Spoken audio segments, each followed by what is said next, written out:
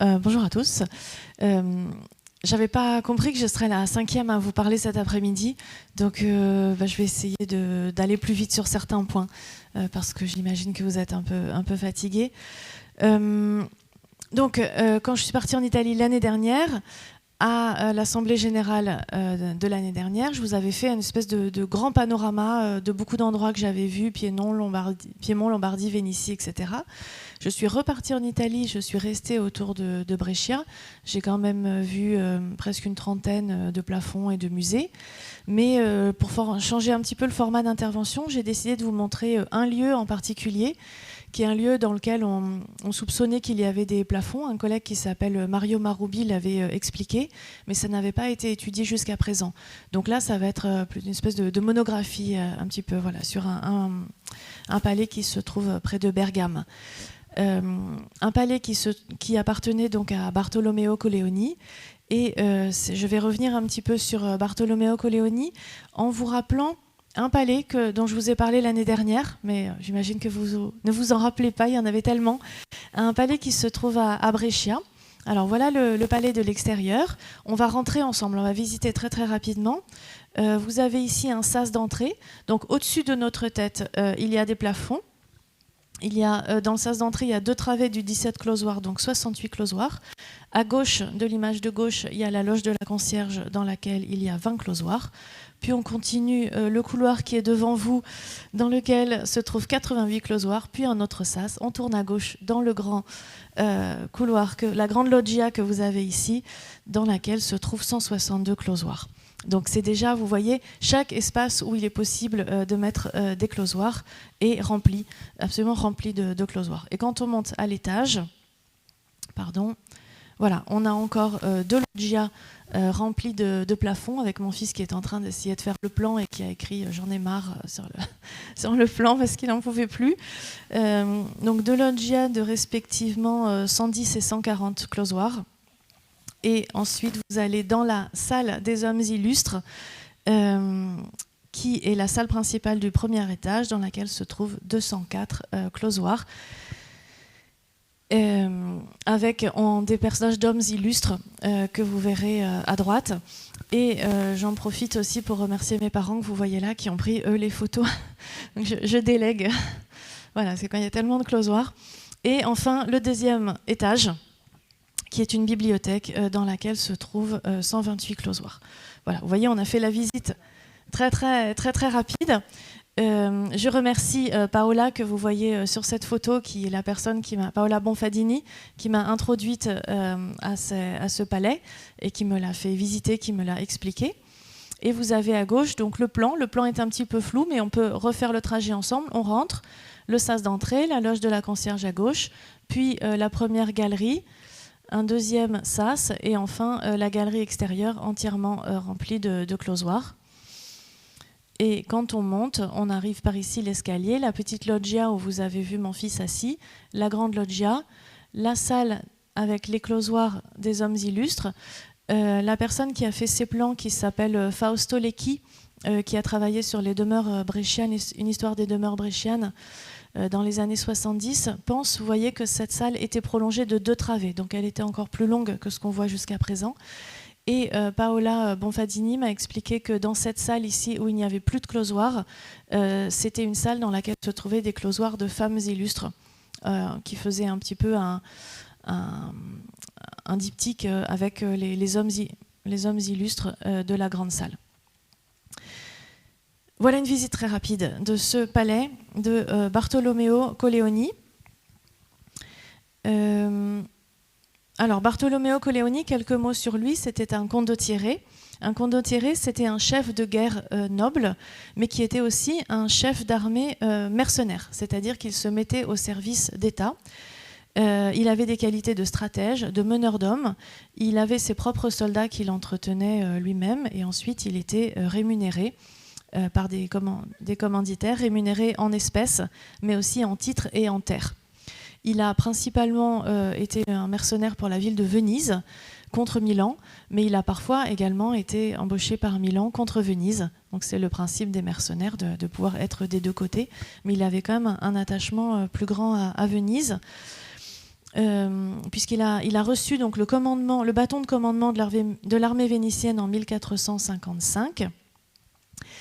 Sur son lit de mort, il a dit, dites à Venise de ne jamais donner à une seule et même personne autant de pouvoir qu'ils m'en ont confié pendant 20 ans.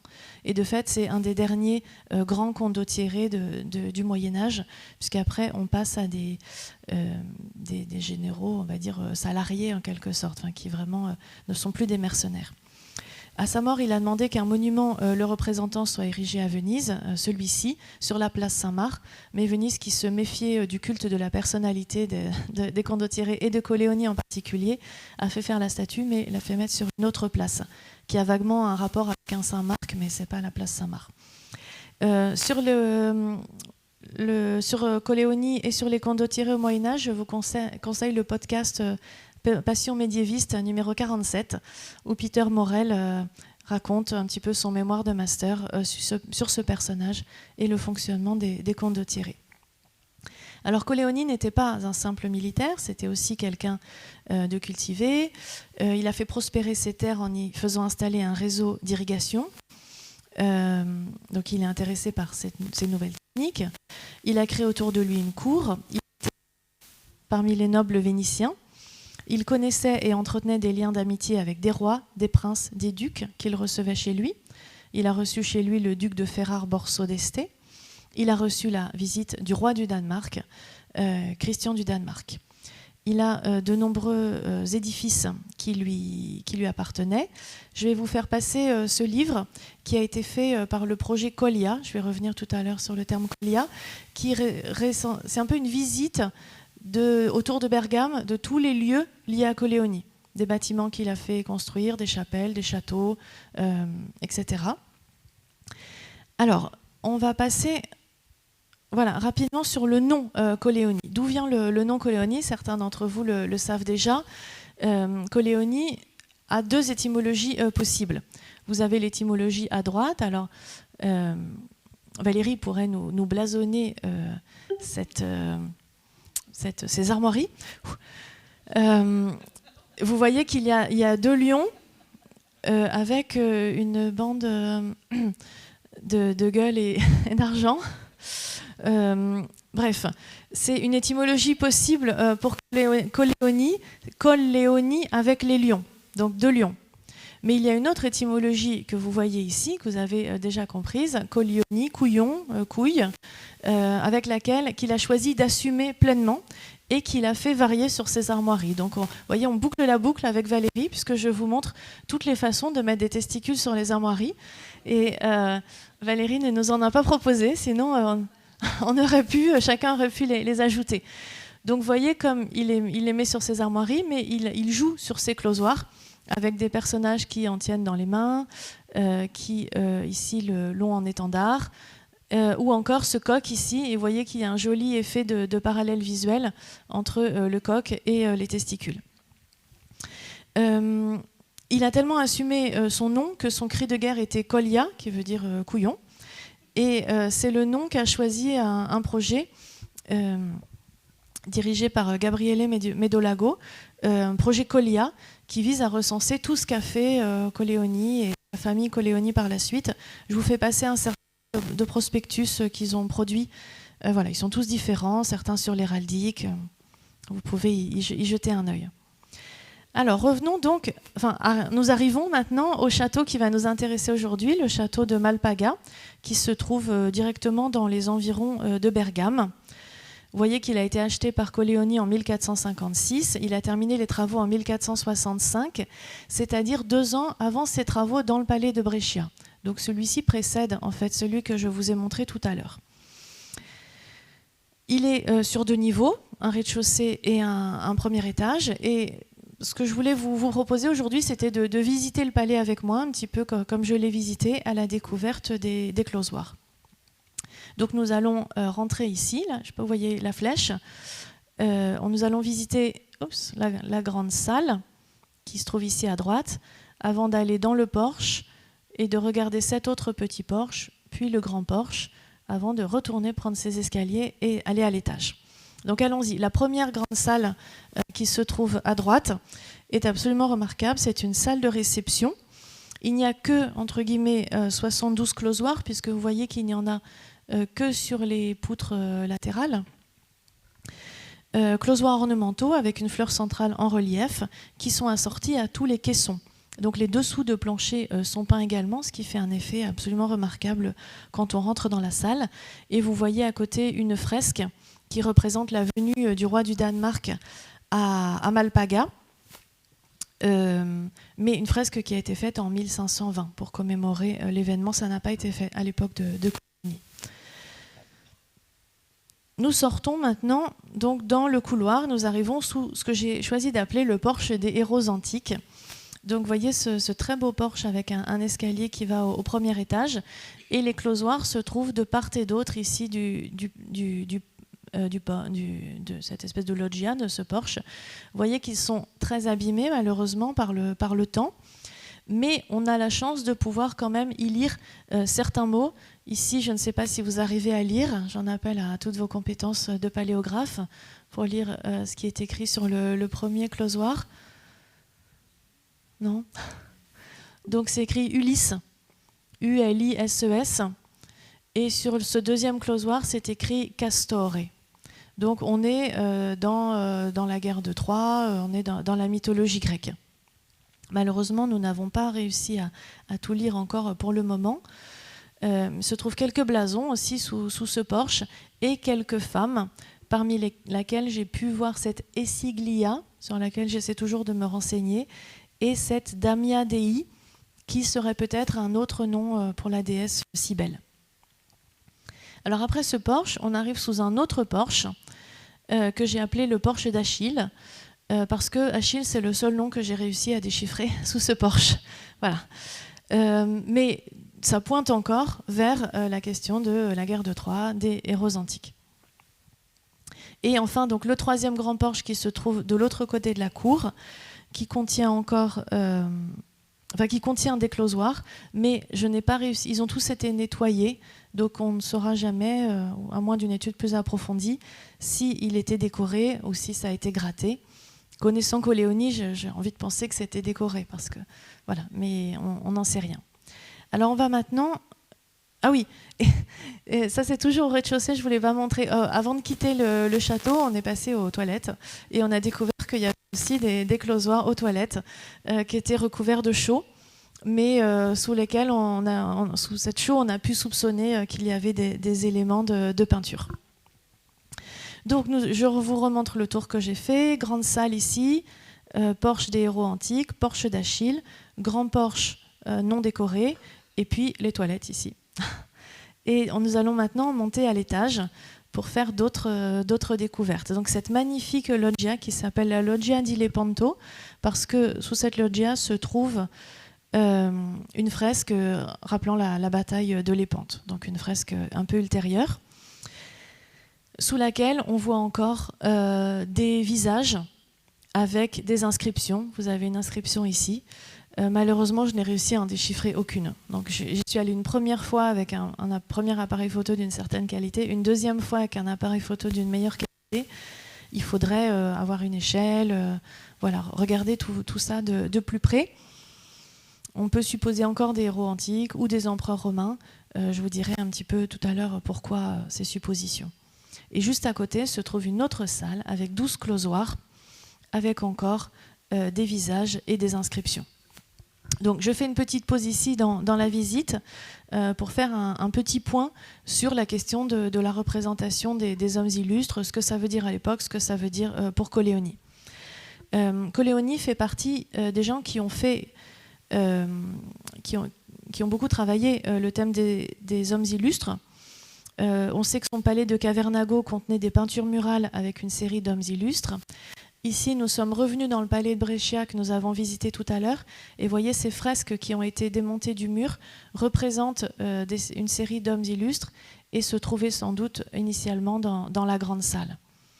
Donc cette grande salle que je vous ai montrée tout à l'heure, dans laquelle se trouvent aussi des hommes illustres, des héros, des héroïnes grecques, des empereurs, des guerriers, Priam, Claudius, des héros de la geste qu'on appelle la geste carolingienne, c'est autour de Charlemagne, de Roland, c'est ce qui donnera l'Orlando Furioso par la suite.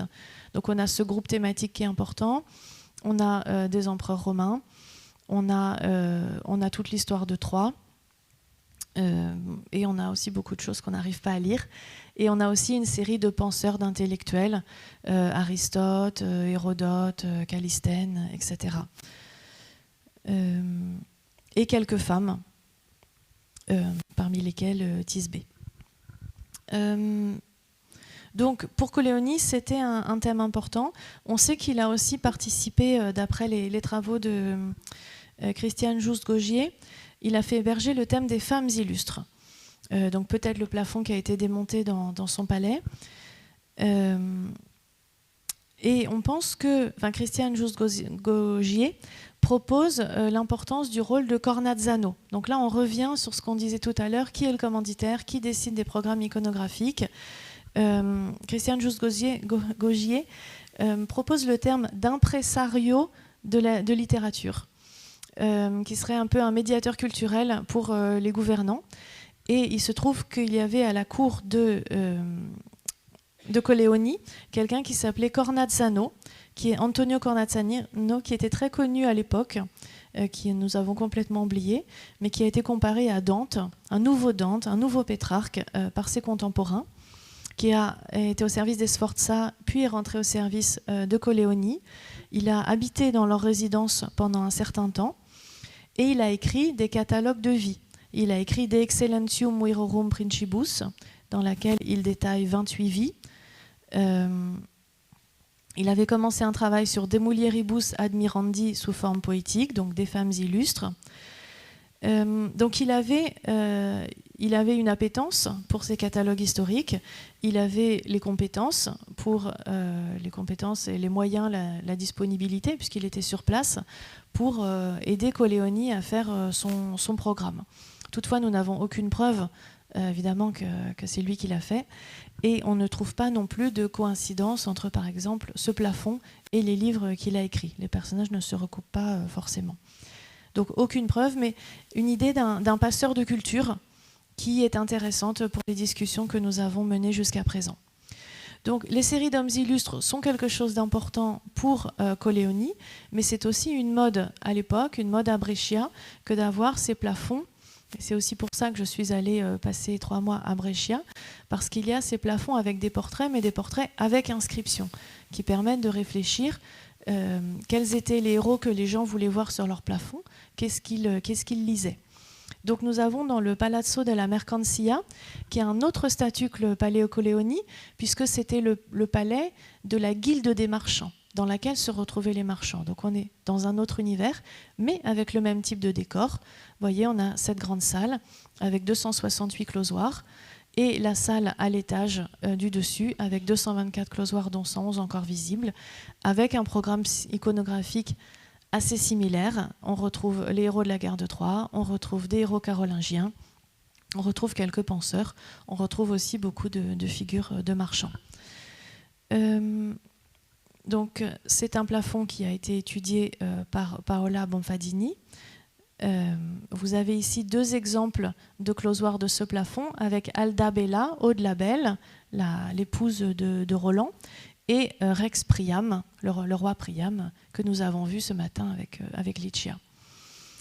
Un autre plafond qu'a étudié Paola, qui se trouve dans la maison canoniale de l'église de San Lorenzo, avec encore une fois des têtes de personnages, 130 closoirs, et sur une poutre seulement, celle qui se trouve tout au bout ici, on a des noms d'empereurs. Vous avez Frédéric Barberousse à gauche et Louis de Bavière à droite. Et enfin, un dernier plafond, j'ai mis ici un extrait de l'article qui est dans le livre dont nous avons parlé ce matin, la publication des actes du colloque de Udine, un plafond qui n'est plus accessible, mais que Paola a pu étudier, dans lequel on trouve Médée, Olivier, par exemple, l'ami de Roland. On retrouve Orphée également. Donc il y a vraiment une mode pour ces catalogues historiques qui permettent de montrer la culture du commanditaire. Et donc par ces plafonds, Colleoni se positionne comme garant d'une certaine culture, le cycle troyen, le cycle carolingien. Il se place aussi en héritier. Et il ne faut pas oublier non plus, ce n'est pas un hasard si parmi ces 8 filles légitimes et illégitimes, 4 s'appellent Iseut, Cassandre, Polyxène et Médée, qu'il a sa propre galerie de femmes illustres à la maison. Alors nous revenons à notre plafond avec une salle, vous voyez, qui a été un petit peu abîmée, qui prouve quand même que les autres salles ont été nettoyées.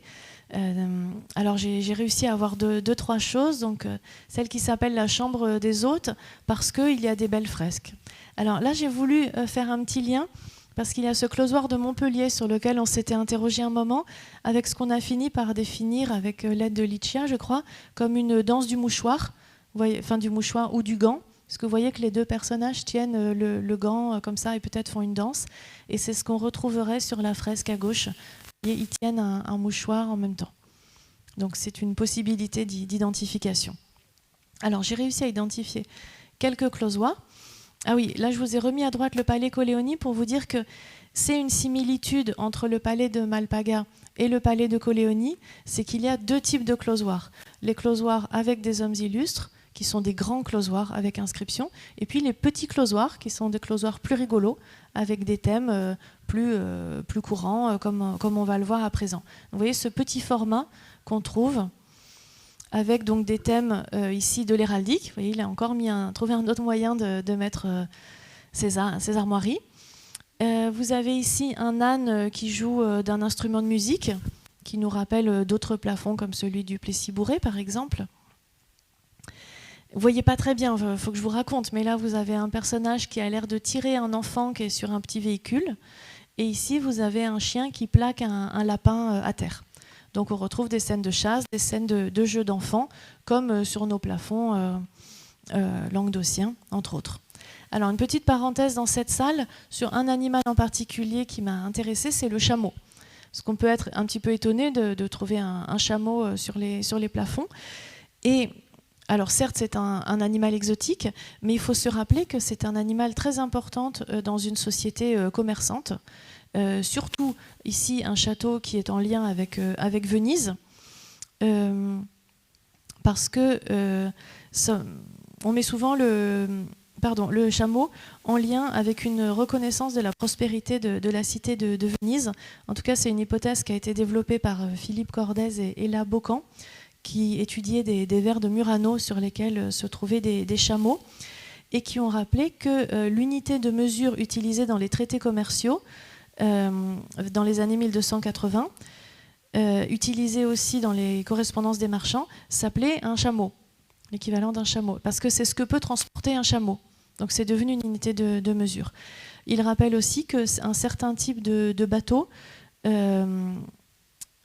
s'appelait aussi des camelli, des chameaux, comme s'ils étaient les chameaux sur l'eau, comme ce que sont les chameaux dans le désert.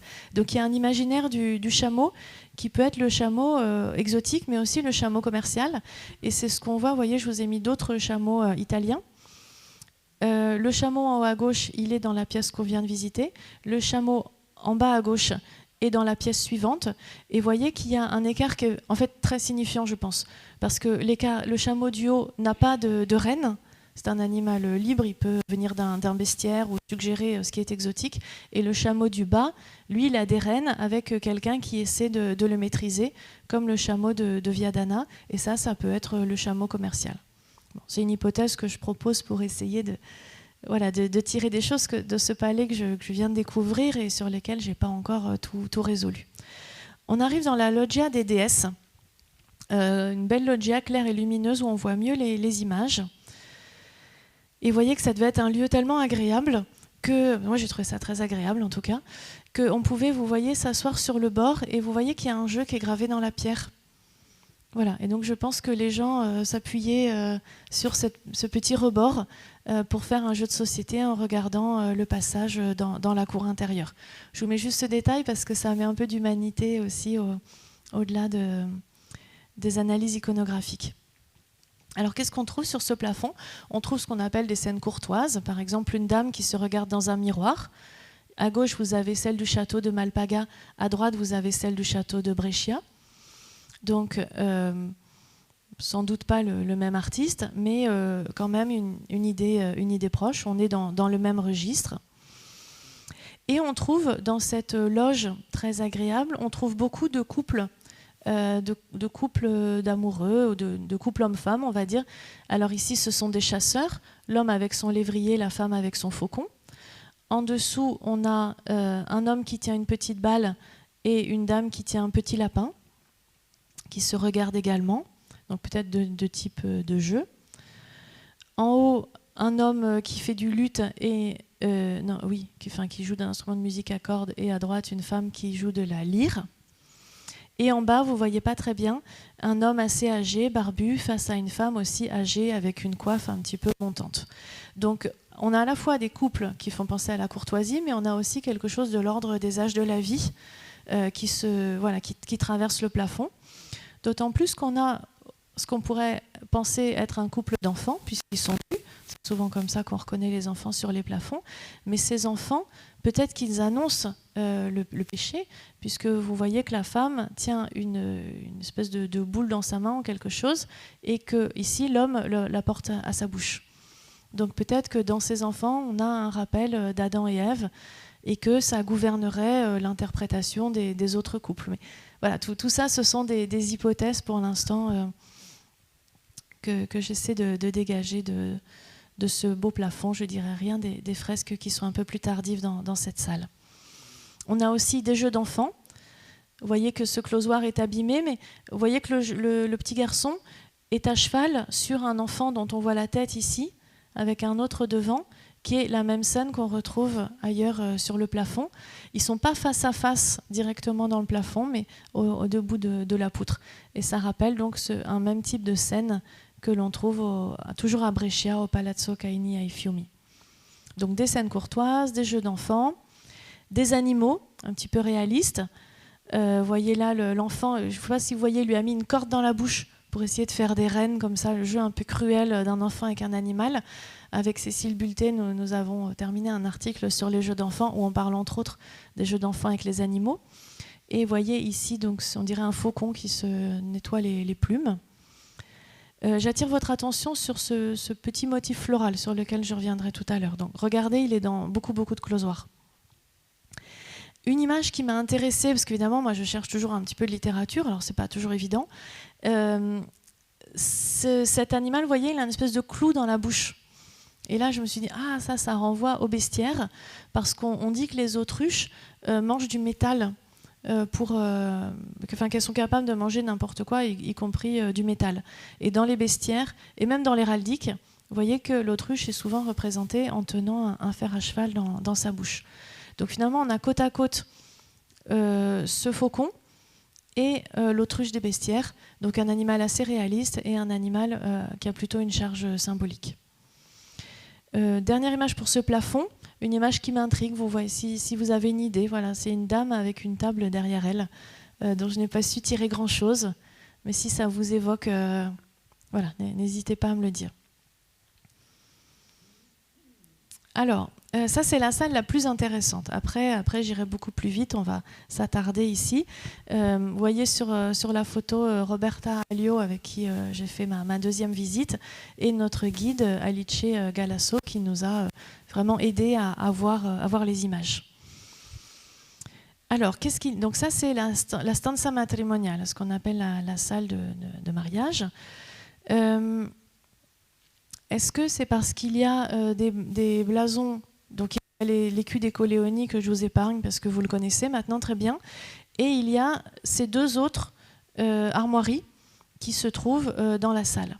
Je ne sais pas ce que ça représente, ce sont des oiseaux, mais est-ce que ça pourrait être l'emblème des Martinengo, la femme de Coleoni? Mais voyez que dans le palais de Brescia, l'emblème des Martinengo est quand même fait autrement. Sans m'y connaître beaucoup en héraldique, c'est une aigle de gueule qui est tournée vers la, je sais pas comment on dit, elle regarde à dextre, alors que l'autre oiseau qu'on a là elle ne regarde pas à dextre et n'est pas de gueule. Donc, je ne sais pas, est-ce que ça pourrait apporter... Est-ce que c'est juste les armoiries Martinengo qui ont été mal faites rapidement? Oui.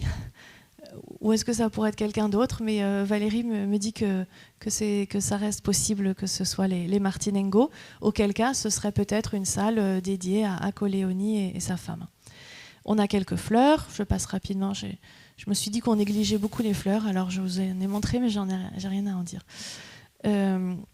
Quelques animaux fantastiques. Voilà. C'est pour vous, je voudrais vous montrer la beauté de ce palais et proposer quelques analyses ensuite. Donc des animaux réalistes avec le renard qui a attrapé la poule, fait un petit peu penser à Capestan. Et une chose qui m'a interpellée dans ce plafond, c'est aussi certains choix iconographiques, c'est-à-dire que ça n'est pas forcément évident de montrer ici un animal qui était en train de courir et puis qui amorce un demi-tour, ou ici cet autre animal qui lève le cou comme pour mieux épouser le closoir. Donc des représentations d'animal qui sont travaillées, qui sont pas banales, on va dire, et ce closoir-là qui est encore plus intéressant sur le plan de la mise en scène, puisqu'il y a 3 animaux et un effet de profondeur par le fait de mettre un autre animal en haut. Et ça, c'est relativement rare sur les closoirs, hein, cette création de la 3e dimension par le 3e animal, avec en plus peut-être un clin d'œil à la chaîne alimentaire, parce que le chien qui va attraper le renard qui va attraper le lapin est guetté par le renard. Alors peut-être qu'on peut mettre cette scène, vous voyez, du chien qui va attraper, mais qui va lui-même être attrapé, avec une autre scène qui se trouve sur ce même plafond, à savoir le renard et la cigogne, qu'on connaît tous bien parce qu'on en a tous rencontré dans nos corpus. Dans le cadre de mes études sur les fables et les plafonds peints, c'est le motif de fable que j'ai le plus rencontré en France et en Italie. J'en suis à une vingtaine d'occurrences dans différentes maisons. Alors parfois il n'y a qu'une seule scène, parfois il y en a 2. Vous voyez là, je vous ai mis quelques exemples. Le palais de Malpaga est un des rares endroits où on voit les 2 scènes, ce qui permet d'insister sur le côté trompeur-trompé qui est particulièrement jouissif et qui est sans doute une des raisons pour lesquelles cette image a plu aux commanditaires. On trouve également des jeux d'enfants, donc le cheval-bâton, que j'ai mis en rapport avec d'autres plafonds que nous connaissons par ailleurs. Alors cette scène fait référence à une scène que nous avons identifiée avec Cécile sur les plafonds, qui est le jeu de la plantée. Vous voyez, on l'a trouvé à Pont-Saint-Esprit, je l'ai également trouvé à Brescia. Manifestement, il y a un personnage qui est assis avec une jambe tendue et l'autre qui est debout avec la jambe tendue. Et il s'agit de se pousser l'un l'autre sans perdre l'équilibre. Parfois, la personne de gauche a un handicap, on le voit dans les manuscrits. Elle peut être assise sur un tonneau qui est en position pour rouler ou sur une balançoire. Voilà, donc Jean Wirth dit qu'il s'agit du jeu de la plantée, il l'a trouvé aussi dans les marges des manuscrits. Et peut-être que cette scène ici à gauche, donc à gauche toujours Malpaga, à droite 2 exemples français de cette scène. Il s'agirait peut-être du jeu du Civettino, qu'on a identifié grâce à une assemblée générale à Capestan il y a quelques années, grâce à une réflexion collective. Il s'agirait donc d'un jeu d'adresse, une espèce d'entraînement au combat pour les jeunes gens, où en fait la personne du milieu se fait taper dessus par les 2 qui se trouvent de part et d'autre et peut parer avec ses 2 mains jointes. Là, je ne peux pas le faire parce que j'ai le micro, mais donc il s'agirait peut-être d'une reprise de cette scène-là. Des scènes courtoises également. Alors ici, pareil, une scène qui m'intrigue un petit peu, que je vous ai mise à droite. Donc à gauche, j'ai compris, hein, ils s'embrassent. Mais à droite, on ne sait pas bien si elle lui fait un petit massage de dos, si elle lui raccroche sa cape. On se demande un peu de quoi il s'agit ici. 2 closoirs religieux, ce qui est extrêmement rare dans tout ce qu'on connaît. Dans le palais de Brescia, je n'en ai trouvé que 3. Donc un qui a un petit goupillon et une femme. Et puis encore un fait rare dans les plafonds, des représentations de pauvres. Vous voyez qu'ils sont pauvres parce que lui, il a une manche déchirée à gauche, là. Voilà. Il y a peut-être une manche déchirée comme ça. Et lui, il a son col ouvert, comme ça, il est un peu maigre. Donc on avait imaginé que c'était des pauvres. Celui de gauche tient ça devant la bouche. On avait d'abord pensé qu'il pouvait s'agir d'un instrument de musique propre à Bergame, qui est une espèce de petite cornemuse. Mais on peut se demander aussi s'il n'est pas en train de boire, puisqu'il est pauvre. Et auquel cas, ça pourrait être une mise à distance d'une certaine catégorie de la population. De même que Pierre-Olivier a montré qu'en montrant des scènes de scatologie de personnes d'un bas échelon social, on met à distance toute une catégorie de la population.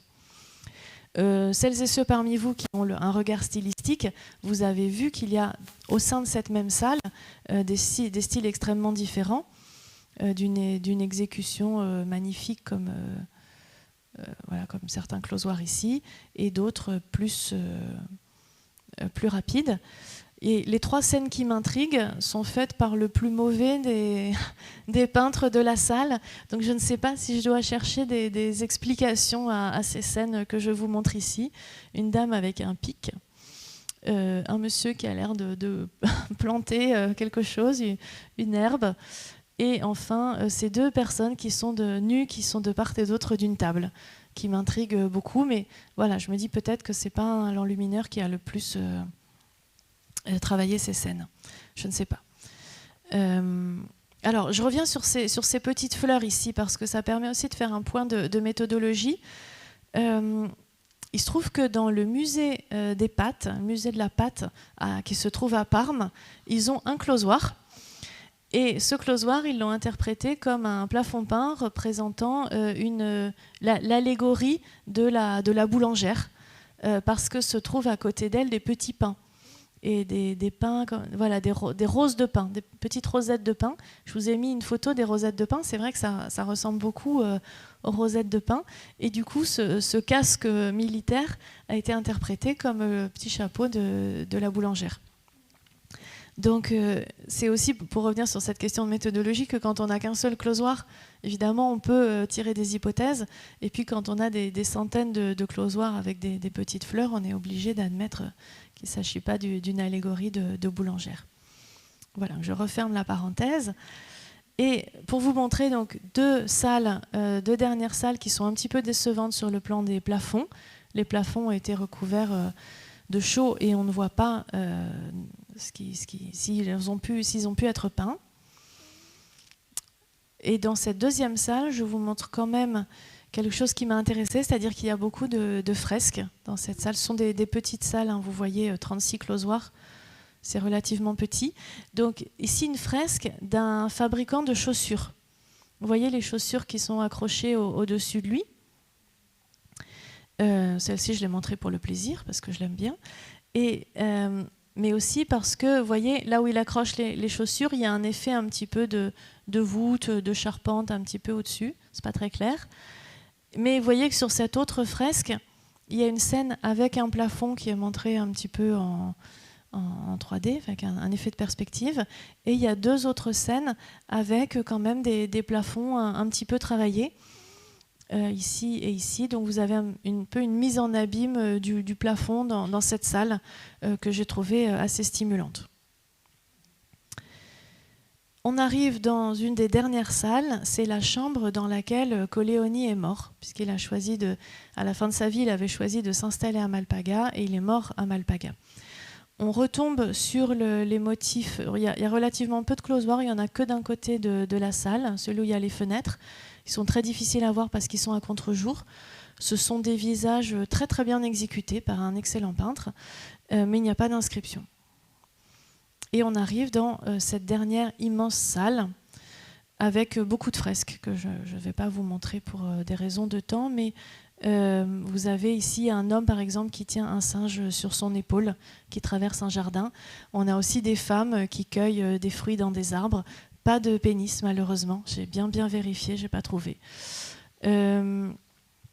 Alors ici, donc les closoirs, enfin le plafond, vous voyez que c'est comme la grande salle du bas. Il y a aussi la sous-face de plancher qui est peinte. Donc ça crée un effet particulièrement remarquable. Donc si on refait ce qu'on a fait à l'étage, je trouve jamais ma souris, ça m'énerve. Vous voyez la souris? Ah oui, là, voilà. Voilà, donc on est arrivé par cet escalier. Là, c'était la loge de l'Épante, la première. La toute petite salle avec d'autres portraits avec des inscriptions. C'est là que j'ai fait une pause pour une remise en contexte des portraits avec les hommes illustres. Puis la salle qui avait des closoirs très très sombres avec le premier chameau. La deuxième salle avec la loggia avec le jeu. Vous voyez, le jeu est sur cette petite margelle ici. Là. La salle matrimoniale avec qu'est-ce qu'il y avait là, les dragons, le renard qui observe le chien attrapant le lapin. Ensuite, on a deux autres salles ici et ici avec des closoirs recouverts de blanc. La salle où Coléoni est mort et la grande salle de réception. Donc pour terminer, je vous montre. Alors là, ce qu'il faut voir, c'est qu'il y a une colonne totale rez-de-chaussée qui ne se distingue pas très bien. Donc ce qu'on peut voir, c'est que finalement, tout ce qui relève des portraits, et surtout au rez-de-chaussée, il y en a 44 au rez-de-chaussée, puis 54 au premier étage, alors que les petites scènes, les petits animaux ne sont qu'au premier étage, il y en a 150 quand même. Les grands décors, il y a la grande salle qui se trouve en bas et la grande salle qui se trouve en haut, pour un total de 124 closoirs. Et ça, ce sont des suppositions de closoirs qui ont été recouverts, grattés, etc. Donc 100 à l'étage, et 100 au rez-de-chaussée et 72 à l'étage. Donc au total, on a 14 salles et 534 closoirs, plus ou moins peints. Voilà. Donc, quelle conclusion je tire de tout ça ? Donc des closoirs décoratifs uniquement réservés aux deux salles les plus vastes du palais. On a une alternance entre héros sérieux, héros mythologiques et sujets amusants comme à Brescia. Et une des conclusions que j'ai tirées aussi, c'est que je suis retournée au palais de Brescia en disant « je suis sûre qu'il y a d'autres closoirs ». Donc j'ai demandé au padre Tiziano qui gère cet endroit, qui est aujourd'hui un collège, en lui disant « est-ce qu'on peut fouiller un peu plus encore ?» Alors il est allé fouiller les lieux où habitent les religieux qui dirigent l'établissement, et il a trouvé 3 closoirs qui étaient exposés dans la salle à manger, auxquels ils n'avaient pas forcément porté attention. Donc 3 très beaux closoirs qui ont été nettoyés, je vous en montre que 2. Et ensuite on s'est dit, mais je suis sûre que vous y avez pensé également, je trouve toujours pas la souris, voilà. On s'est dit, mais ces petites salles-là, est-ce qu'il n'y a pas quelque chose quand même dans ces salles-là? Alors ça n'appartient plus vraiment au collège, c'est loué.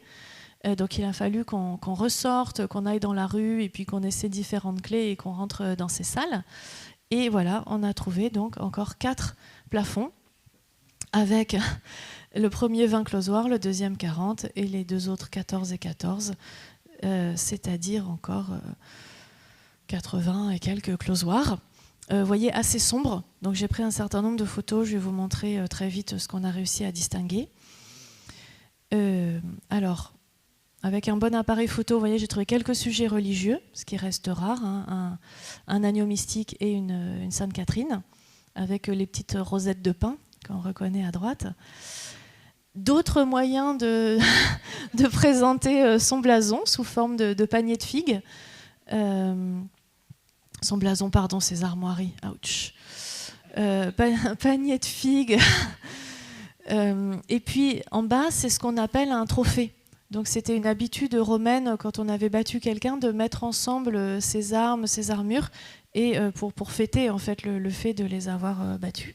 Donc voilà, c'est aussi de part et d'autre d'un trophée. J'ai aussi trouvé l'indice d'un horoscope, puisque j'ai vu cette espèce de crabe, un cancer, un scorpion, voilà. Et encore quelques scènes, vous voyez, avec des lecteurs, une femme lectrice, et puis en bas, un homme qui lit. Et je trouve qu'il a l'air de montrer son livre. On pourrait penser que c'est Saint Jean avec son évangile, parce qu'il est tout jeune, il montre un livre et tout ça. Donc c'est sûrement lui. Mais j'aime bien l'effet créé à côté, parce que vous voyez qu'il y a des petits lapins, et qu'on dirait que les petits lapins sont intéressés par son livre, hein, sur le closer d'à côté. Et honnêtement, on était épuisés avec mon fils qui prenait des photos, avec moi, avec le Padre Tiziano, etc. On est parti, et juste après, le Padre Tiziano m'a envoyé des vidéos parce qu'il a trouvé dans une bibliothèque, dans une autre pièce, vous voyez tous ces closoirs alignés. C'était la fin de mon séjour, je n'ai malheureusement pas pu aller les voir, mais ça fait partie des projets, donc d'aller voir ces closoirs qui ont été démontés, qui sont dans une bibliothèque. Et il a aussi trouvé des closoirs dans les toilettes, mais c'est plutôt un closoir plus tardif, XVIIe siècle. Donc je remercie beaucoup le Padre Tiziano qui a mis beaucoup d'efforts à nous trouver le plus de closoirs possible. Et je conclus très rapidement sur ce qu'on peut dire de Colleoni, hein. Qu'est-ce qu'on peut dire des Colleoni ?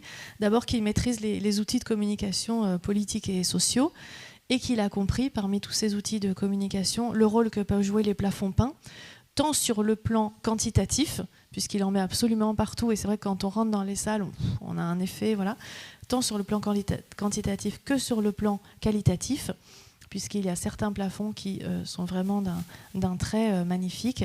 Et aussi, on peut penser donc à tous ces jeux sur les armoiries qui sont ludiques, mais qui, évidemment, implantent sa présence de façon extrêmement forte. Il montre qu'il maîtrise les codes d'une culture littéraire et intellectuelle en vogue, mais aussi qu'il les maîtrise mieux que les autres. Et donc, ce logement, Malpaga, qui est le logement où il vit avec sa famille, mais aussi où il loge ses soldats et où il reçoit ses invités de marque. Donc c'est évidemment le lieu aussi où il est important d'étaler sa puissance. Je termine sur une toute petite hypothèse qui est fragile, mais que j'ai à cœur de vous présenter. C'est un closoir qui se trouve dans une ville pas très loin de Brescia, avec un ensemble d'allégories. Donc il y a les vices et les vertus. Et parmi les vices, il y a l'orgueil. Et l'orgueil est représenté, donc tout est représenté par des femmes. Les vices, évidemment, sont des femmes qui ont les cheveux relâchés. Et vous voyez que cette femme, malheureusement, la photo n'est pas très bonne. Elle a un bouclier avec une tête de lion dans la main gauche. Et à droite, elle n'a pas une épée, elle a un bâton. Et en fait, ce bâton, on peut l'identifier comme un bâton ducal. Et ces closoirs ont été faits à l'époque où Colleoni était lui-même duc. Alors, je ne sais pas si ça peut renvoyer à l'orgueil de Colleoni, mais peut-être que choisir de représenter l'orgueil par une figure ducale, ça peut renvoyer dans un imaginaire collectif à cet immense pouvoir qu'avait Colleoni, qu'il avait rassemblé dans ses mains, qu'il a même reproché à Venise. Et donc un dernier petit parallèle, puisque Colleoni a choisi de se faire enterrer avec son épée et son bâton ducal, donc qu'on a retrouvé dans sa tombe. Je vous remercie.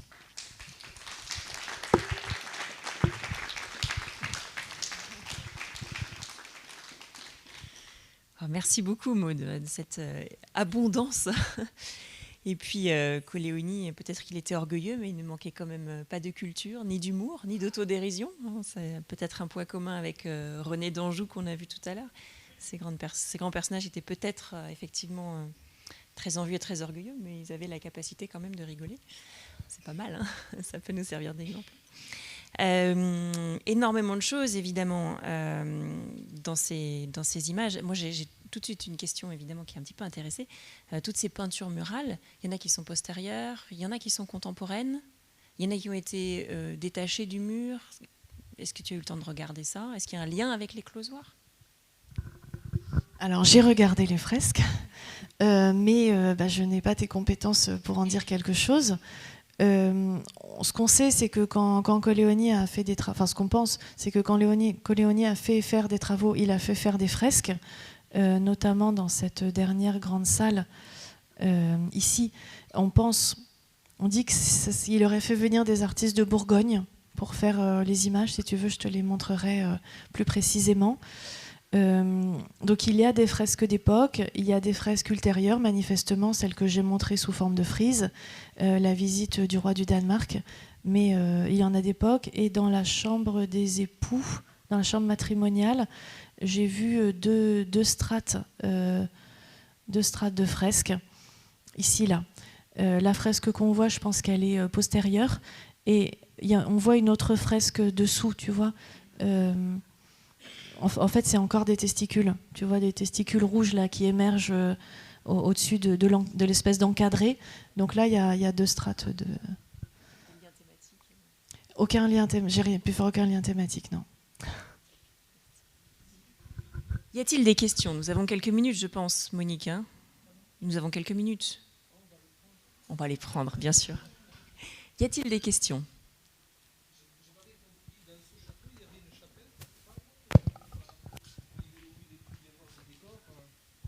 Je disais, dans ce château remarquable, est-ce qu'il y avait un espace dédié à une chapelle castrale où on ait pu avoir des décors?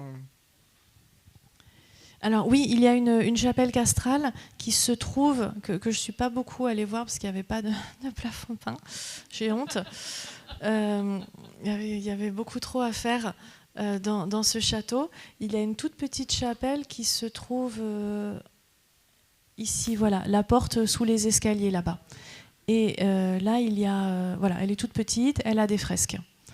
Et j'ai oublié de dire que la fresque à droite de l'escalier, ça représente un homme qui joue avec une balle. Et que la fresque qui se trouve sur le mur de l'escalier, ce serait une espèce de fresque généalogique, que je pourrais te montrer également.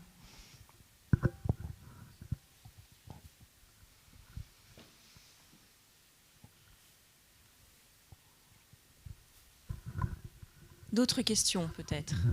Moi, j'en ai... Oui, Monique. Si j'ai bien compris, les travaux menés par Colleoni n'ont pas duré très longtemps. Enfin, c'est peut-être plusieurs campagnes. Est-ce que tu as une idée de savoir si les ateliers ont travaillé à l'extérieur? Autrement dit, est-ce que les closoirs, est-ce qu'on voit suffisamment, ils sont en assez bon état pour qu'on voit s'ils ont été peints en place ou à l'extérieur? Et est-ce qu'il y a l'impression qu'il y a un programme?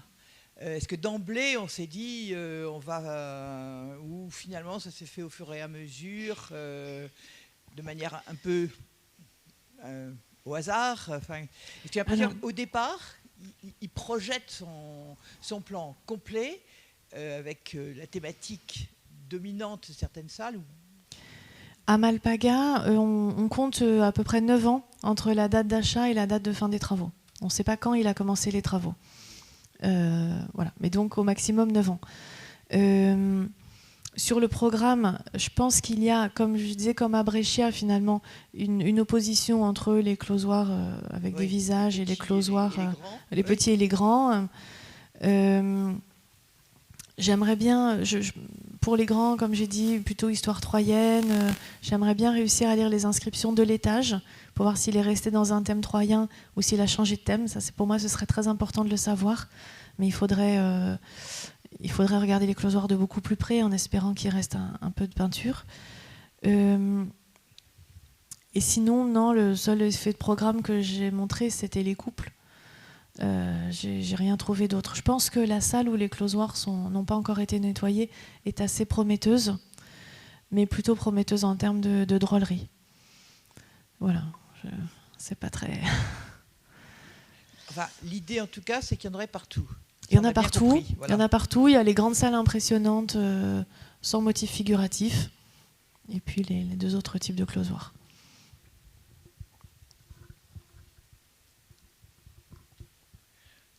Bon, Colleoni nous a épuisés, non pas vraiment, il nous a ravis, donc c'est pas évident. Donc la prochaine fois, il faudra qu'on aille tous en Italie à Malpaga. Hein, alors Palerme, Malpaga, ça va commencer à être. À Malpaga, ils sont charmants, ils ont beaucoup accompagné mon travail. Voilà, donc j'espère pouvoir y retourner et approfondir le sujet. Très bien. Bon, un grand merci. Thank you.